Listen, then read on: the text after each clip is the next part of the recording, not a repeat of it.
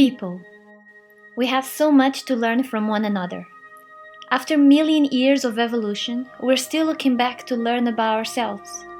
From hunting to mass production, we're constantly looking for growth. But what if there were people out there who still choose to live the same way our primordial ancestors did?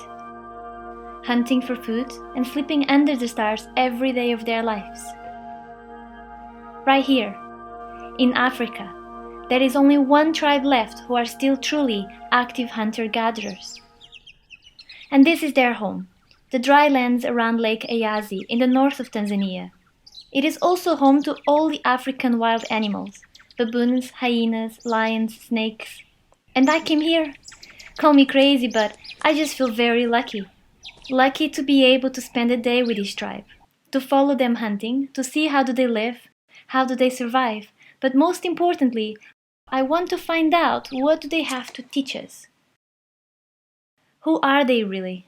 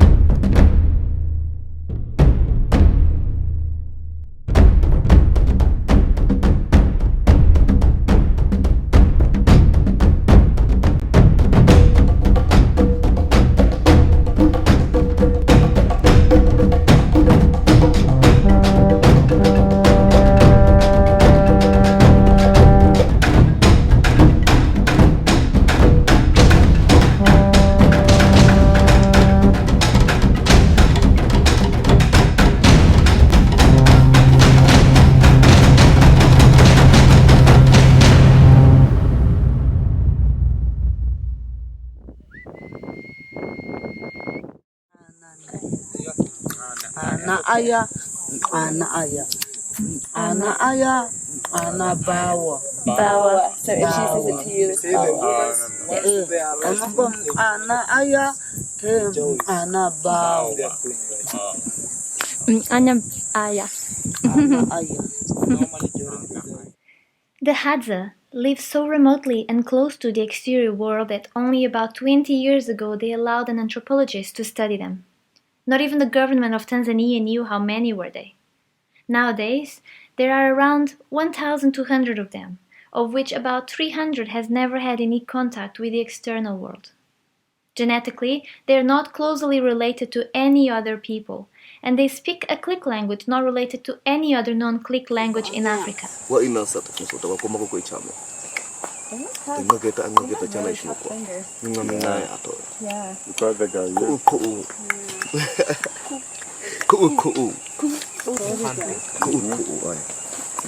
They are believed to have been living an unchanged lifestyle for thousands of years.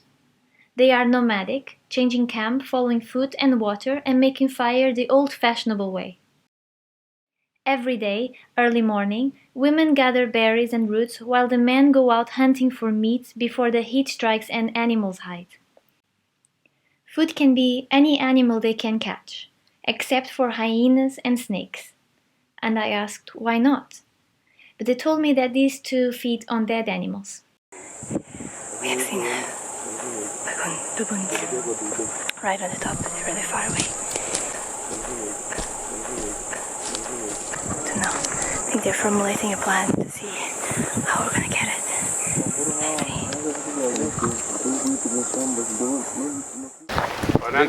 Pole sana. You have to go fast, otherwise you won't catch them. After a morning following them tracking animals, I thought that hunting can be tiring and dangerous, so I asked why do it every day when they could look after cows and cultivate. But they think the farmers are a funny bunch. They don't think standing all day looking after a land, waiting weeks or months to eat from it, is as productive as spending a few hours a day chasing animals or walking in the bush collecting berries. There is freedom in this lifestyle. They won't let me out. I am stuck in here.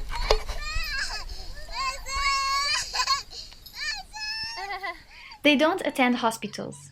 Women squat under a tree to give birth, and when someone is sick, the medicine is in the bush. Trees and plants are used to cure all sorts of diseases. This is Commiphora africana. The resin is used to disinfect wounds. We ended up using it as thorns got removed from our inexperienced hands. The burnt resin is used as an insecticide and aphrodisiac, and the fruit of Commiphora africana is used to treat typhoid fever and stomach problems.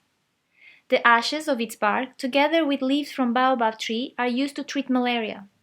And the baobab fruit, which I got a chance to try, are rich in fiber and vitamin C. They don't know that exactly, but they just know it is very good for stomach pain and sneezing. It is quite dry, quite powdery. The Hadza diet has made them immune to certain diseases like diabetes and hypertension. Their gut holds a more diverse range of bacteria than the rest of the world, which has drawn a lot of scientists' attention. What's his name? It's called Shakwa. This is Shakwa. He was named after a parasite tree that he was born under. His age is only an estimate. They don't count years, they count wet seasons. So for the Hadza, age isn't a number. Age is experience. Age is fitness. Shakwa has counted 48 wet seasons. They also refer to when they were born as a special big event, like the famine year or when the earth shaked. So this lady, who is the older of this camp, told us there were a famine year when she was born. Accordingly to our translator's history knowledge, that could have been around 80 years ago. Oh, it's a violin.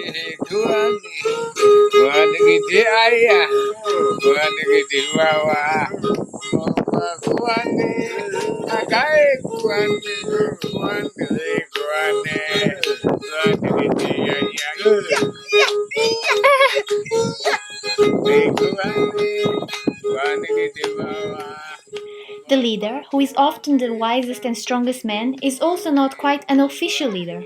He will have the knowledge and the experience of killing a baboon on his own, but the Hadza are free to move from camp to camp from an early age as 10 wet seasons.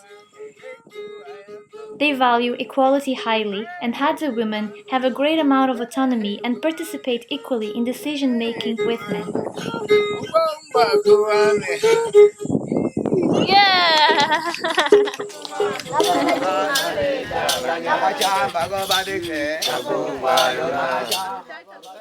Watching them, and I couldn't stop myself from asking what makes them happy. The Hadza live a very simple life. They only own what they need for survival: knives, bows and arrows for hunt, and animal skin to keep them warm at night. In their downtime, they sleep, they practice their archery skills or smoke joints, and they sing and dance too. They live in the present moment. What can I eat? Where can I sleep? The one that dies is now part of the past and left in the bush for the hyenas to eat. They accept the end of life as part of life itself. But as I watch them, they appear happy. They have respect for each other and for nature. Their lifestyle sustains nature in a way that every time they move camp, they leave no marks, allowing nature to grow back the resources. Perhaps we should learn more from this, to learn how to live without leaving a mark. Oyo koanyangu tepere, koanyango humba humba, koanyangu tepere, koanyanga humba humba, koanyangu tepere, koanyanga humba humba, koanyanga tepere, koanyanga humba humba, koanyanga tepere, koanyanga humba humba, koanyanga tepere, koanyanga humba humba, koanyanga tepere, koanyanga humba humba, koanyanga